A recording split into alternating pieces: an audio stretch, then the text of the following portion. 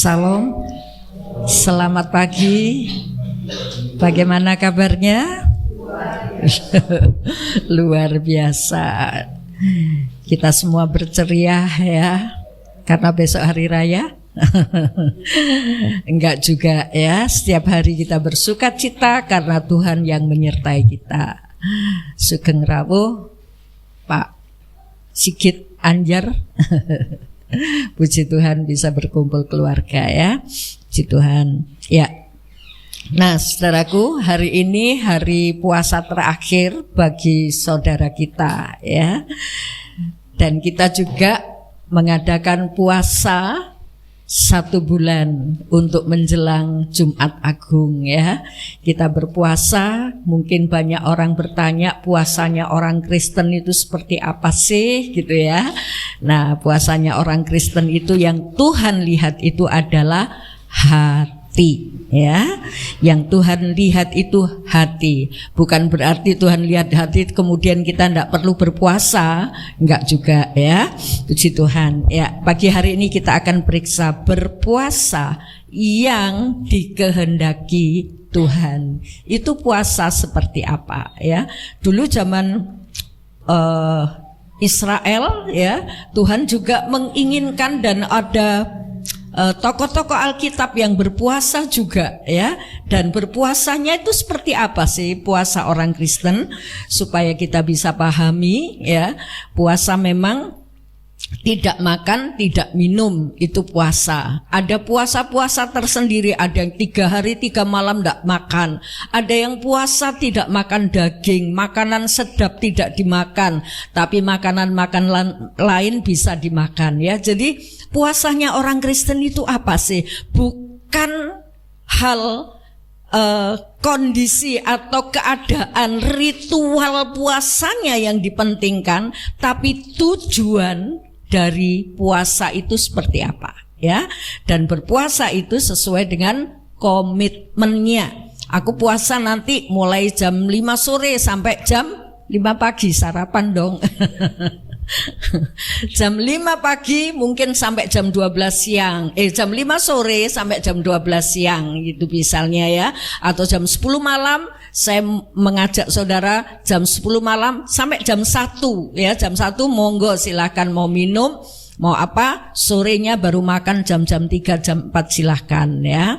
Nah kita akan belajar bersama-sama puasa yang dikehendaki Tuhan. Kita baca Yesaya 58 ayat yang kelima. Ya, sudah menemukan? Mari kita baca bersama-sama. Yesaya 58 ayat yang kelima. 1, 2, 3. Sungguh ini, ya betul ya. Mari ulangi lagi. 1, 2, 3. Sungguh-sungguh inikah berpuasa yang dikehendaki dan mengadakan hari merendahkan diri, jika engkau menundukkan kepala seperti gelaga dan membentangkan kain karung dan abu sebagai lapik tidur. Sungguh-sungguh itukah yang berpuasa mengadakan hari yang berkenan kepada Tuhan. Ayat 6. Bukan titik. Silakan duduk. Satu pertanyaan dari Tuhan ya. Sungguh-sungguh inikah puasa yang kau kehendaki? Apa itu? Dijelaskan di sini. Puasa yang dikehendaki menurut orang-orang Israel dan mungkin menurut kita juga ya. Dikatakan berpuasa dan mengadakan hari merendahkan diri. Aku tak merendahkan diri jika engkau menundukkan kepala seperti gelaga, dengkul, kelihatan lusuh, kelihatan dilihat orang, aduh kasihan. Oh kamu lagi puasa ya? Jangan makan di depan orang puasa. Wajahnya terlihat layu dan sedih. Kemudian dikatakan dan membentangkan kain karung dan abu sebagai lapik tidur. Jadi ada kasur, tidak mau tidur di kasur, tapi membentangkan kain karung. Artinya alas tidur yang kasar, bahkan dikasih abu, ya, alas tidur yang tidak nyaman, ya. Kemudian dilanjutkan, sungguh-sungguh itukah puasa yang kau sebutkan berpuasa, mengadakan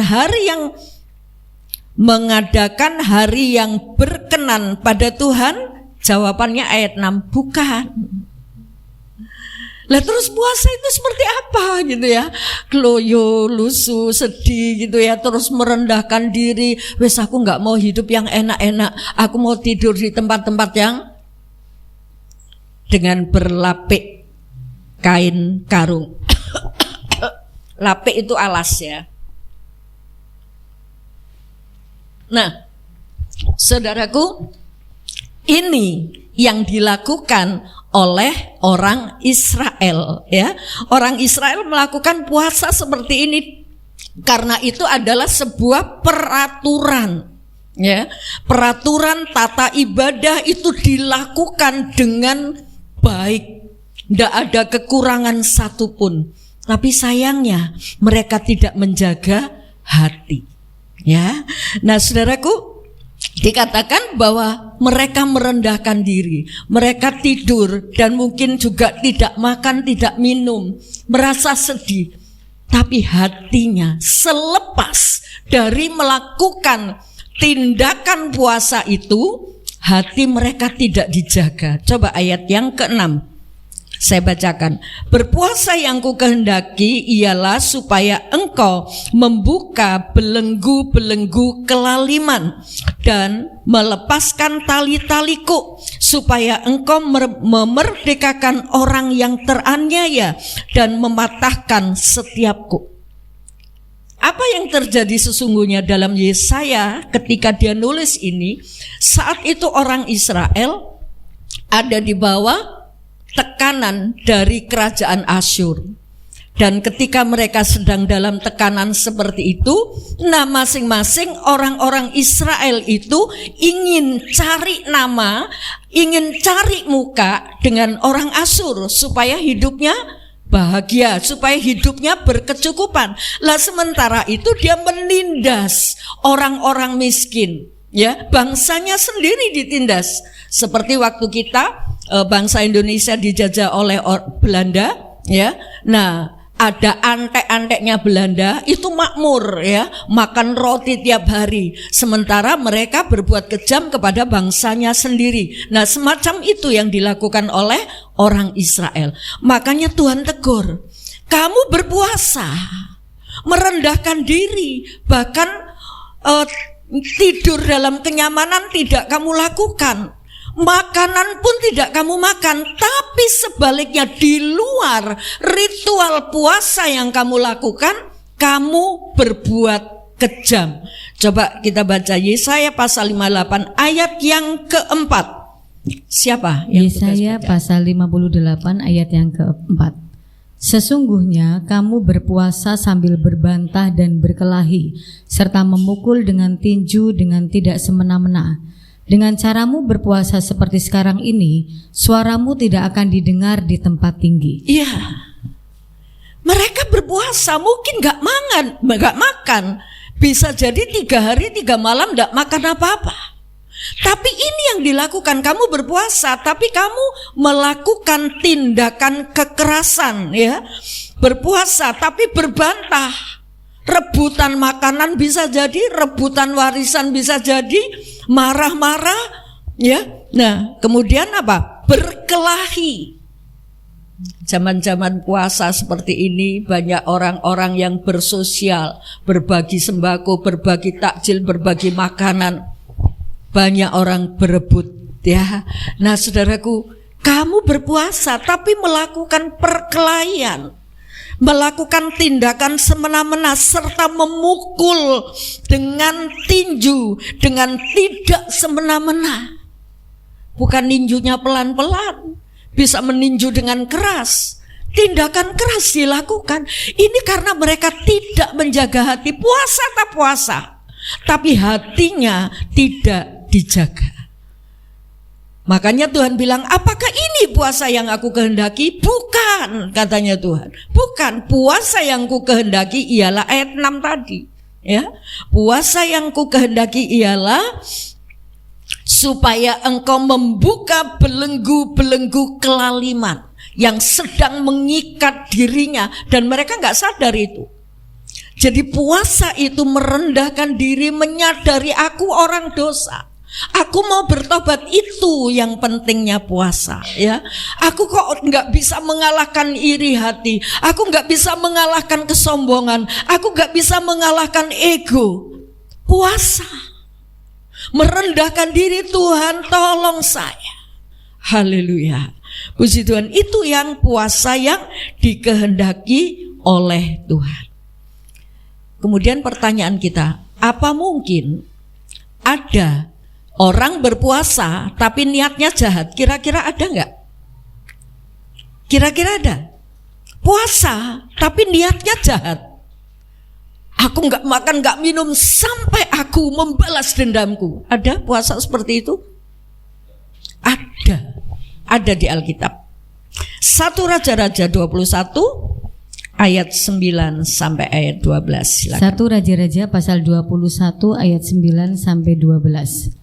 Dalam surat itu ditulisnya demikian: maklumkanlah puasa dan suruhlah Nabot duduk paling depan di antara rakyat. Suruh jugalah 2 orang dursila duduk menghadapinya, dan mereka harus naik saksi terhadap dia dengan mengatakan, engkau telah mengutuk Allah dan Raja. Sesudah itu bawalah dia keluar dan lemparilah dia dengan batu sampai mati.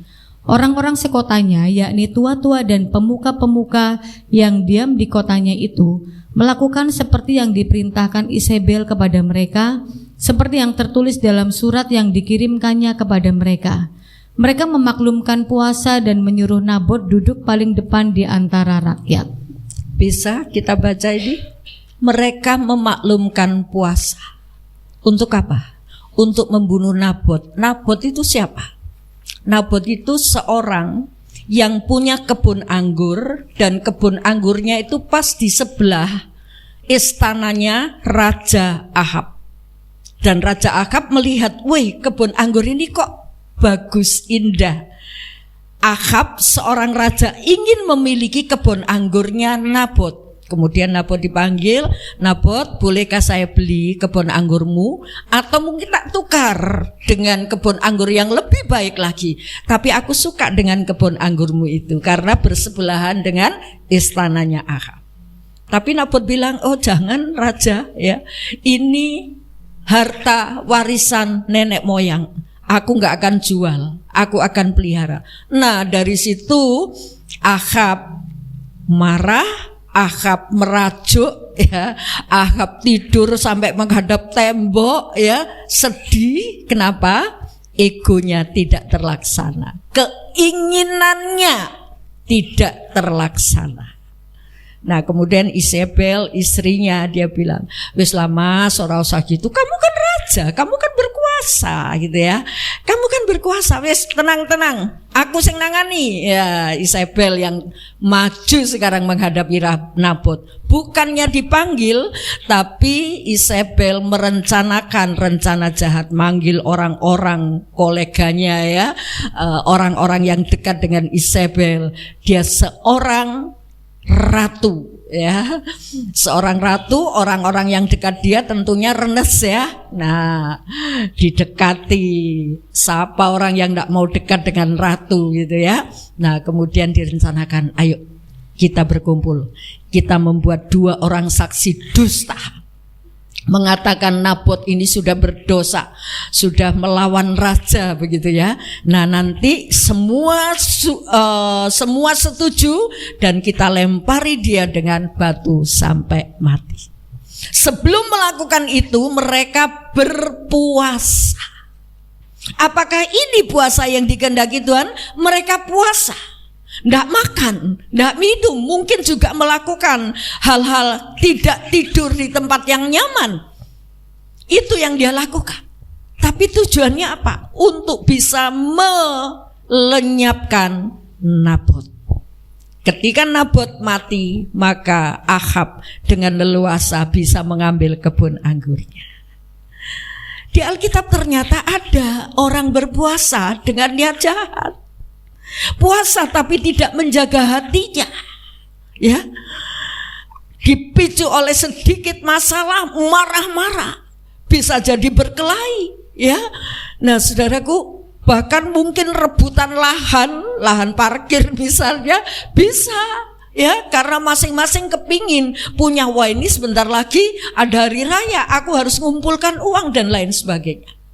Nah, saudaraku, kita bisa melihat di sini ternyata ada puasa dengan niat jahat. Sekalipun mereka, ayat yang kelima terakhir dari Yesaya, aku tidak akan dengar, ya.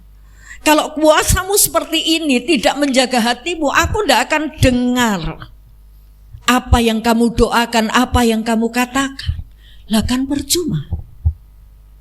Wis menahan lapar, wis menderita ya, menyiksa diri, ya. Tapi Tuhan bilang, bukan itu yang aku kehendaki. Satu contoh lagi, Kisah Rasul 23. Kisah Rasul pasal 23 ayat 20 dan 21. Jawabnya, orang-orang Yahudi telah bersepakat untuk meminta kepadamu supaya besok engkau menghadapkan Paulus lagi ke mahkamah agama, seolah-olah mahkamah itu mau memperoleh keterangan yang lebih teliti daripadanya. Akan tetapi janganlah engkau mendengarkan mereka, sebab lebih daripada 40 orang dari mereka telah siap untuk menghadang dia. Mereka telah bersumpah dengan mengutuk diri bahwa mereka tidak akan makan atau minum sebelum mereka membunuh dia. Sekarang mereka telah siap sedia dan hanya menantikan keputusanmu. Ya, ini Paulus sedang dalam penjara. Nah, ada 40 orang Yahudi, mereka punya trik. Pokoknya gak puas kalau Paulus itu cuma di penjara, inginnya dibunuh. Nah, kemudian 40 orang ini punya trik. Kita minta kepada kepala penjara atau kepada orang yang lebih tinggi, mengatakan bahwa keluarkan Paulus untuk bisa diadili di tempat lain. Nah, sementara itu ada orang jaga ketika Paulus akan diadili di Roma kalau tidak salah, ya. Nah, kemudian si kemenakan Paulus ini dengar dan kemudian dia nyatakan, dia datang ke penjara, ceritakan kepada Paulus, dan Paulus memberitahukan, wis kamu datang kepada kepala penjara. Nah, saudaraku, dikatakan di ayat itu 40 orang ini berpuasa, tidak makan, tidak minum sebelum Paulus itu mati. Jadi saudaraku, ada rencana jahat di dalam pikiran mereka dan disertai dengan apa? Puasa. Puasa tapi ingin membunuh Paulus. Lah saudaraku, ini puasa yang tidak dikehendaki Tuhan. Menyiksa diri, tidak makan, tidak minum, tapi tidak berkenan di hadapan Allah. Untuk apa? Makanya mungkin saya mempelajari saudara puasa dalam 15 jam dulu, ya. Ada lebih baik, kemudian bisa dilanjutkan. Tapi tujuan puasa yang kita lakukan itu apa? Haleluya. Dan kalau kita sudah melihat seperti ini, pertanyaan kita, lebih baik gak puasa, sing penting jaga hati. Tidak juga, ya.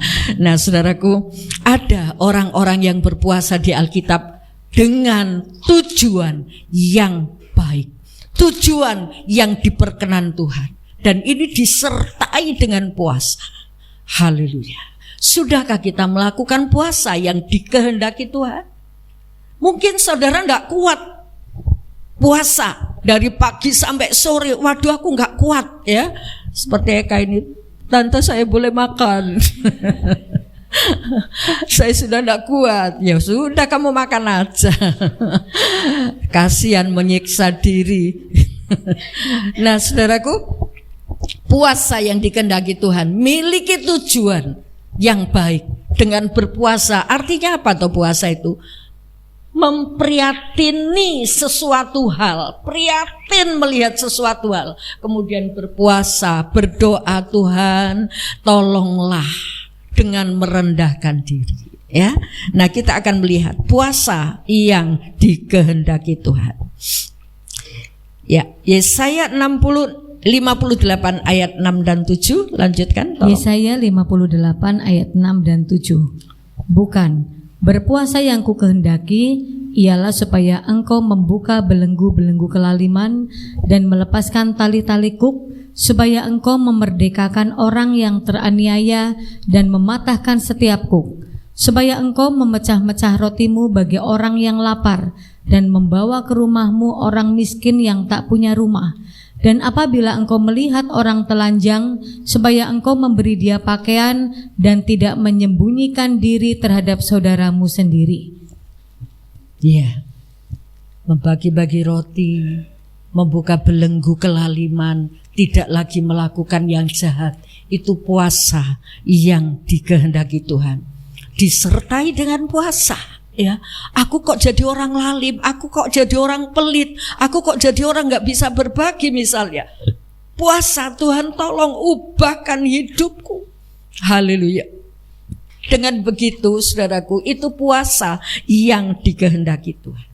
Sekarang kita melihat contoh-contoh di Alkitab. Siapa yang berpuasa, apa tujuan puasanya.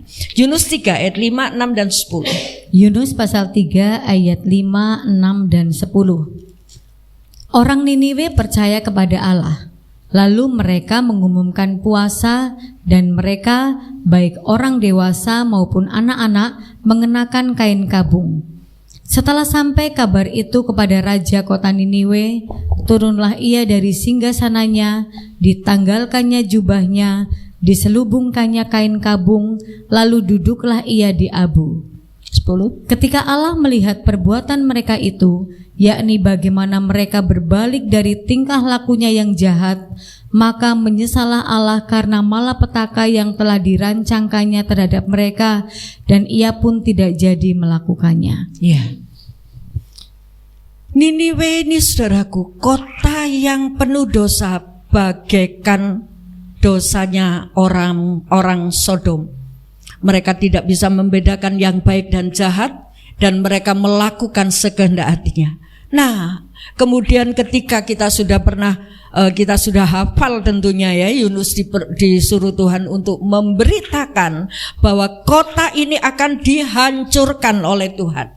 Dan Yunus harus memberitakan, sebelum kota itu hancur, mungkin ada orang yang bertobat.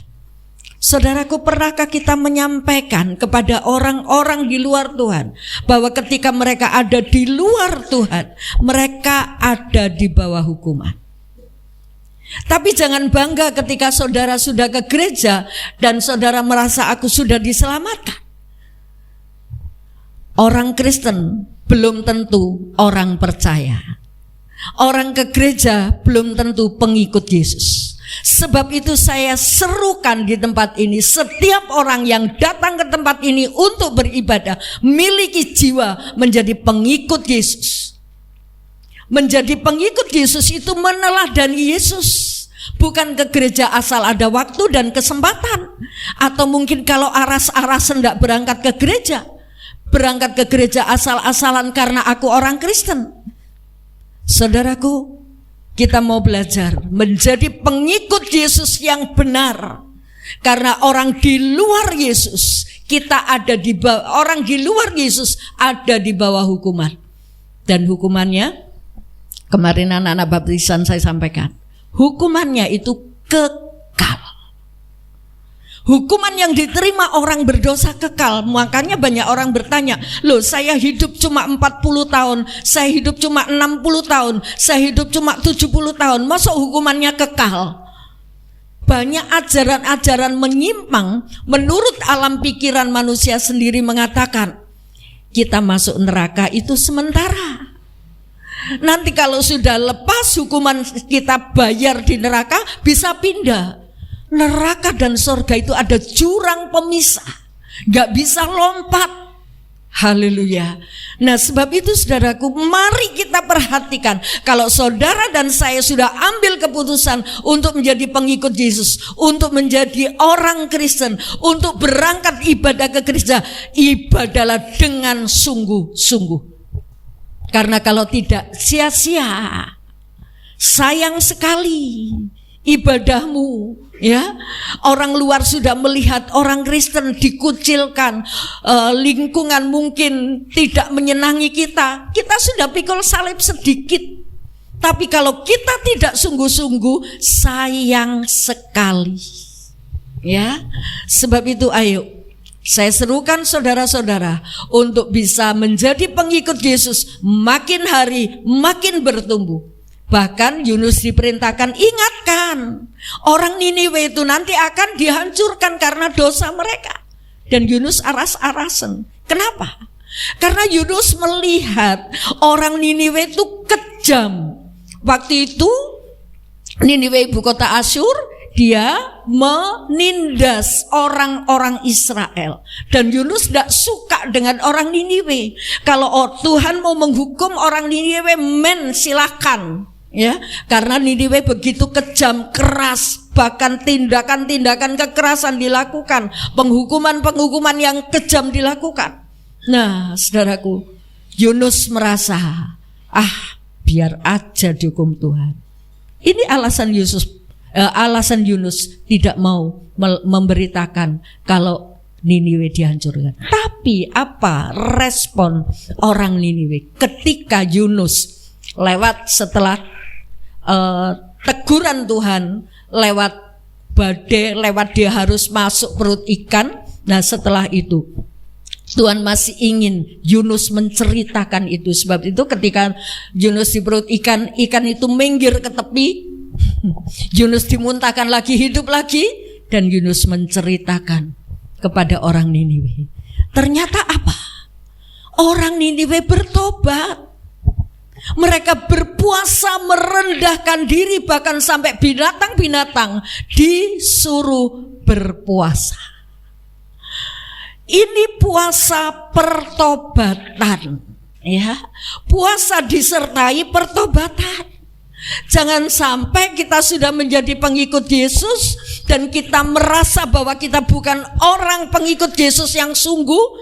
Puasalah supaya Tuhan tolong, aku mau menjadi pengikut Yesus yang sungguh. Aku mau meneladani Engkau. Aku mau pikul salib seperti Engkau. Itu keinginan, kerinduan disertai puasa. Dan dengan puasa itu akhirnya Allah akan terus memberi kekuatan iman.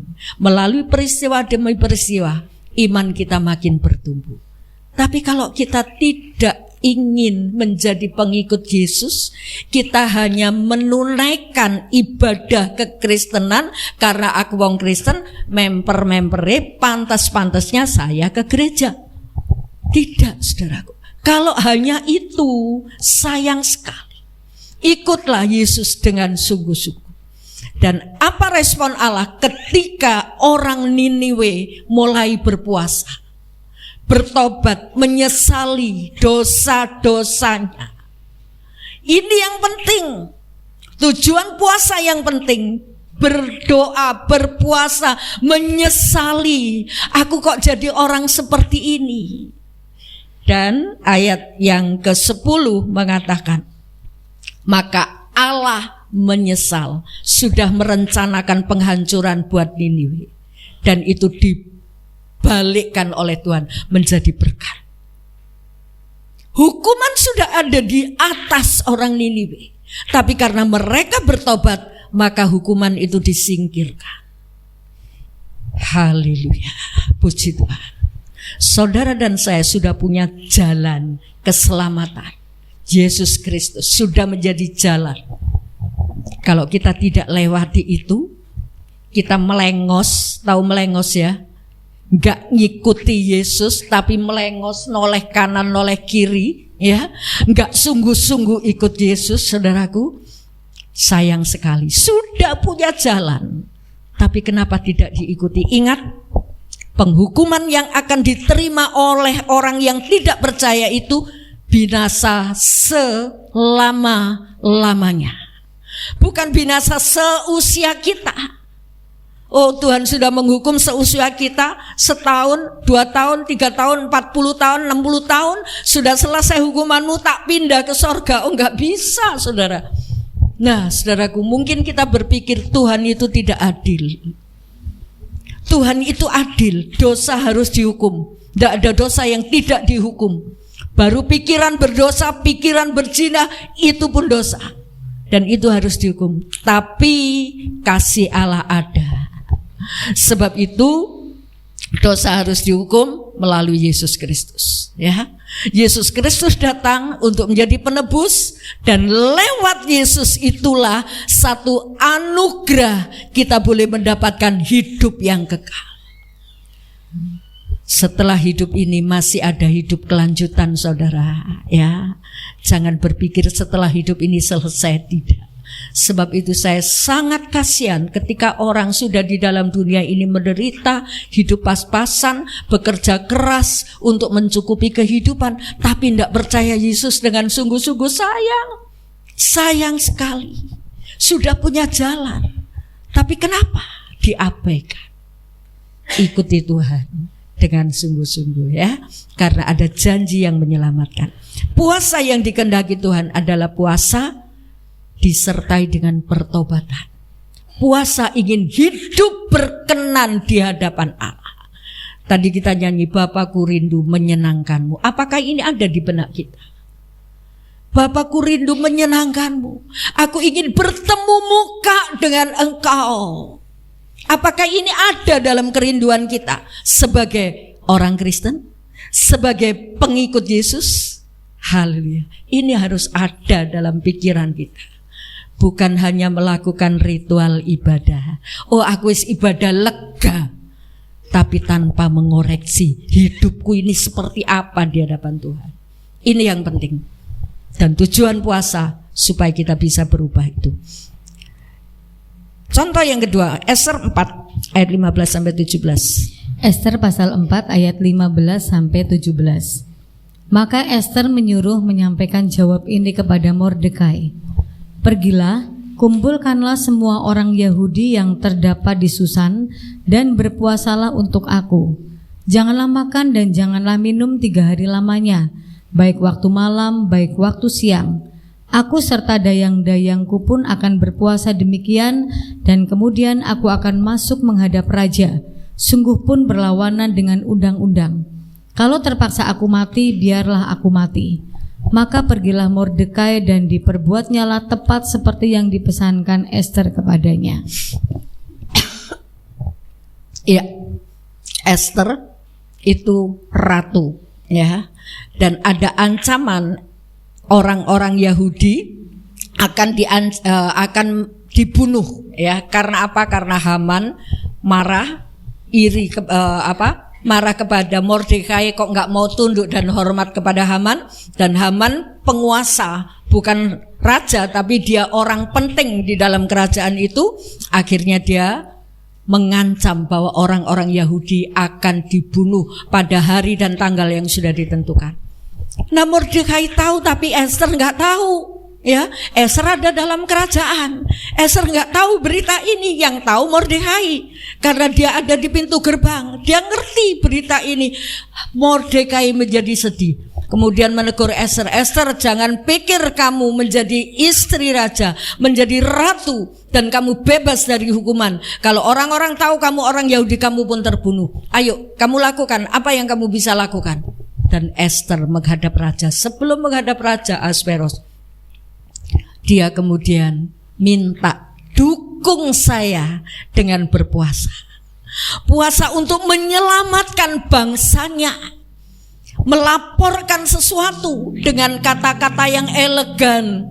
Mengundang dulu raja untuk makan, ya, kemudian menyampaikan sepatah dua patah kata, belum sampai kesampaian, besok lagi diundang lagi oleh Ester untuk makan. Nah, saudaraku, setelah itu mereka, sebelum Ester maju menghadap raja, Ester minta dukungan, berpuasalah.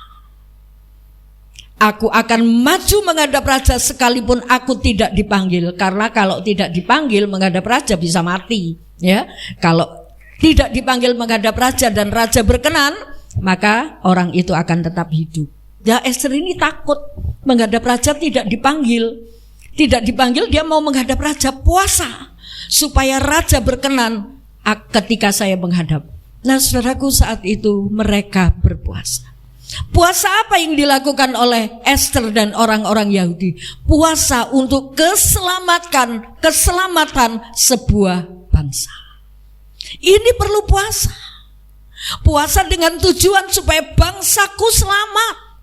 Haleluya. Puasa dengan tujuan supaya keluargaku selamat.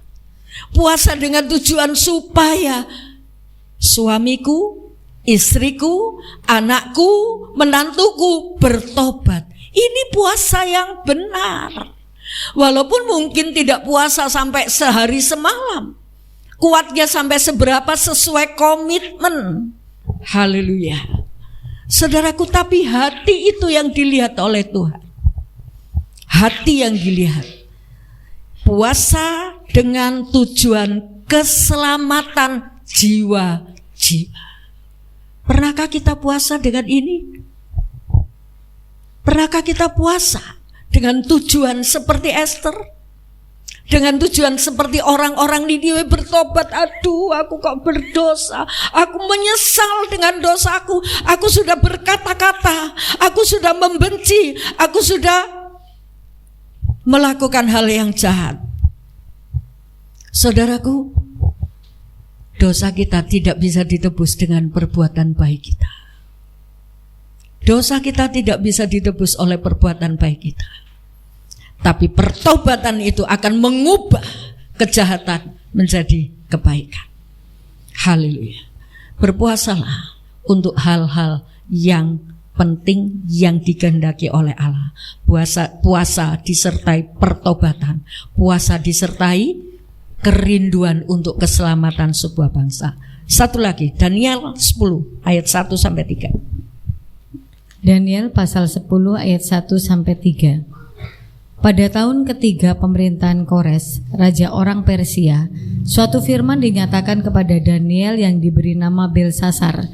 Firman itu benar dan mengenai kesusahan yang besar. Maka dicamkannyalah firman itu dan diperhatikannyalah penglihatan itu. Pada waktu itu aku, Daniel, berkabung 3 minggu penuh. Makanan yang sedap tidak kumakan, daging dan anggur tidak masuk ke dalam mulutku, dan aku tidak berurap sampai berlalu 3 minggu penuh. Ya. Yang terakhir jangan ditiru ya. Tidak berurap 3 minggu penuh. Ya. Nah, saudaraku, kenapa Daniel puasa? Ayat 1 tadi mengatakan, pada tahun ketiga pemerintahan Kores, raja orang Persia, suatu firman dinyatakan kepada Daniel yang diberi nama Belsasar. Firman itu benar dan mengenai kesusahan besar, maka dicamkanlah firman itu dan diperhatikannyalah penglihatan itu. Jadi sudah diperhatikan, sudah dicamkan, tapi Daniel masih nggak ngerti. Daniel, apa sih ini? Apa ini Tuhan? Penglihatan apa ini? Tidak tahu artinya. Dan ayat 2 mengatakan, waktu itu aku Daniel berkabung berapa? 3 minggu penuh, 21 hari. Makanya ada orang-orang memberi istilah, aku puasa Daniel 21 hari. Aku puasa Esther 3 hari. Nah, Daniel berpuasa. Bagaimana puasanya Daniel?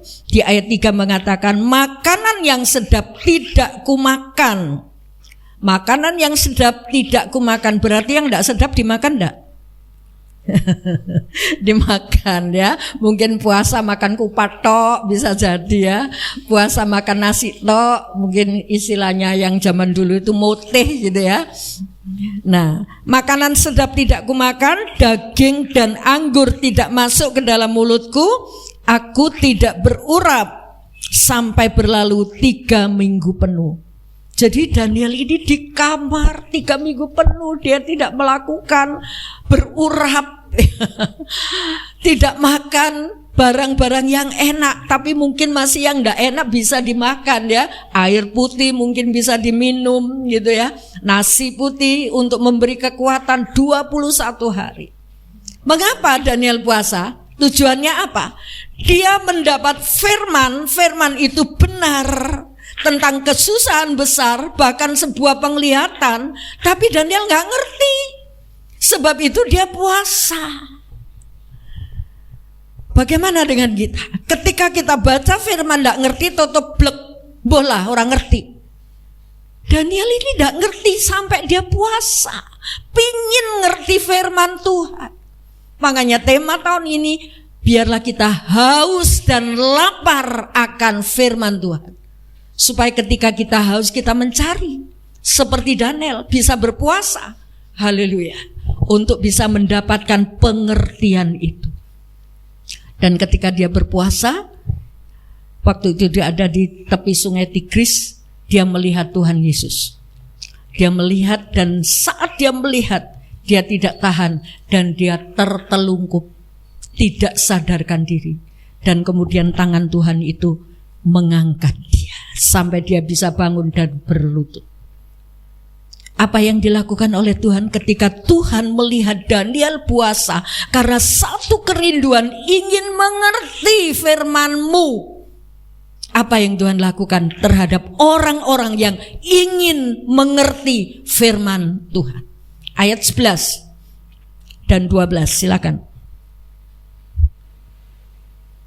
Daniel 10. Daniel 10 ayat 11 Daniel pasal 10 11 12. ayat 11 dan 12. Katanya kepadaku, Daniel, engkau orang yang dikasihi, camkanlah firman yang kukatakan kepadamu dan berdirilah pada kakimu, sebab sekarang aku diutus kepadamu. Ketika hal ini dikatakannya kepadaku, berdirilah aku dengan gemetar. Lalu katanya kepadaku, janganlah takut Daniel, sebab telah didengarkan perkataanmu sejak hari pertama engkau berniat untuk mendapat pengertian dan untuk merendahkan dirimu di hadapan Allahmu, dan aku datang oleh karena perkataanmu itu. Amin. Sejak hari pertama Daniel puasa ingin mengerti, dan Tuhan datang mengangkat. Daniel, engkau yang dikasihi Tuhan. Tuhan menunjukkan maksud apa penglihatan Daniel itu. Saudaraku, pernahkah kita puasa seperti Daniel? Aku ingin mengerti firman. Aku ingin hidup berkenan kepadamu. Apakah ini disertai puasa? Bahkan ketika kita enggak dengar firman Tuhan, enggak baca Alkitab, happy saja. Apakah itu pengikut Yesus?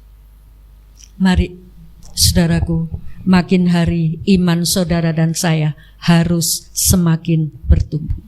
Puasa yang benar yang dikehendaki Allah, puasa disertai pertobatan, puasa merindukan keselamatan jiwa-jiwa, puasa ingin mengerti firman Tuhan. Haleluya. Satu lagi, Matius 4 ayat 1 dan 2. Matius pasal 4 ayat 1 dan 2. Maka Yesus dibawa oleh Roh ke padang gurun untuk dicobai iblis. Dan setelah berpuasa 40 hari dan 40 malam, akhirnya laparlah Yesus. Ya, Tuhan berpuasa 40 hari 40 malam. Dan saat dia berpuasa, iblis datang membawa. Jangan pikir kalau saudara puasa, iblis menjauh. Iblis mendekat. Jangan pikir aku puasa supaya iblis menyingkir, tidak menggoda aku. Enggak, makin menggoda saudara. Tapi satu hal, ketika kita berpuasa, kita sanggup menolak iblis, ya. Kita tidak terseret dengan iming-iming iblis. Haleluya. Tuhan Yesus berpuasa untuk apa? Untuk memulai pelayanannya. Haleluya. Bagaimana saudara ingin melayani Tuhan? Bisakah saudara awali dengan puasa? Aku ingin melayani Tuhan. Aku mau berpuasa supaya pelayananku berkenan di hadapan Tuhan. Lebih-lebih pelayanan mimbar saudaraku, mungkin BL, singer, musik, atau mungkin tamborin saudaraku. Itu bukan cuma lenggak-lenggok di depan jemaat. Itu pelayanan untuk Tuhan, disertai hidup yang benar. Awali dengan kerinduan, aku mau hidup berkenan di hadapanmu.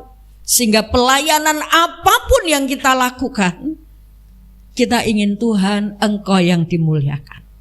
Bukan cuma tampilannya, ya, tetapi hati, disertai dengan hati yang berkenan di hadapan Allah.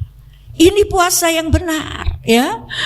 Jadi saudaraku, mari kita belajar. Makanya ayo, ketika kita mau siap melayani Tuhan, pelayanan itu bukan cuma di depan mimbar ini, bukan, ya. Ketika saudara melawat orang sakit, ketika saudara berbicara kepada mungkin bakul-bakul, mungkin orang-orang di pasar yang kita jumpai, tuh katakan satu patah kata saja. Mungkin, bagaimana Bu kabarnya? Baik, puji Tuhan, karena Tuhan pelihara. Haleluya. Tuhan berkuasa di bumi dan di sorga. Mungkin satu kalimat saja. Haleluya. Dan orang yang ingin tahu akan semakin bertanya kepada kita. Hidupi kebenaran firman Tuhan, dan saudara akan menjadi pengikut-pengikut Kristus yang benar. Kalau saudara merasa aku bukan orang percaya, bukan pengikut Kristus yang benar, sertai puasa. Tuhan, aku merendahkan diri, aku mau menjadi pengikutmu. Karena kita sadar bahwa dunia ini cuma sementara. Satu kali kelak kita akan masuk dalam kekekalan. Kekekalan itu yang seperti apa? Kekekalan yang dijanjikan oleh Yesus adalah kekekalan hidup bersama Dia. Ini pegang, haleluya. Ya, kesimpulannya saudaraku, mari kita puasa dengan hidup yang berkenan kepada Tuhan, ya. Berpuasalah juga untuk keselamatan keluargamu, untuk keselamatan 1, 2 orang, 3 jiwa mungkin. Puasa, prihatin, Tuhan, aku rindu Kau selamatkan mereka. Haleluya. Ya, apakah kita juga berpuasa untuk ingin mengerti firman Tuhan? Renungkan, ya. Kalau belum, ayo kita punya kerinduan, ya. Apakah kita berpuasa untuk pelayanan yang kita lakukan? Kita berpuasa baru jam 9, aduh aku bunuh, lemes gitu ya, aneh. Apakah kita juga berpuasa untuk meresponi panggilan Tuhan? Kalau Allah sudah memanggil kita untuk melayani, responi, ya Tuhan, aku siap dengan berpuasa, ya. Puji nama Tuhan. Nah, saudaraku, Yesus sudah menjadi jalan. Saudara dan saya sudah punya jalan untuk terhubung dengan Tuhan. Sebab itu ketika kita berlepotan dengan dosa, ya, ada jalan penebusan. Jika kamu mengaku dosamu, Allah setia dan adil, Dia akan menyucikan kamu dari segala kejahatan. Kita datang kepada Tuhan, dan ketika kita berlepotan dengan dosa, datang kepada Tuhan, tidak ada darah Yesus yang membawa kita untuk bisa mendekat kepada Allah. Sebab itu miliki kerinduan untuk terus, aku rindu berada di ruang Maha Kudus, karena ada darah domba yang membawa kita untuk dekat dengan Allah. Kita berdiri bersama-sama.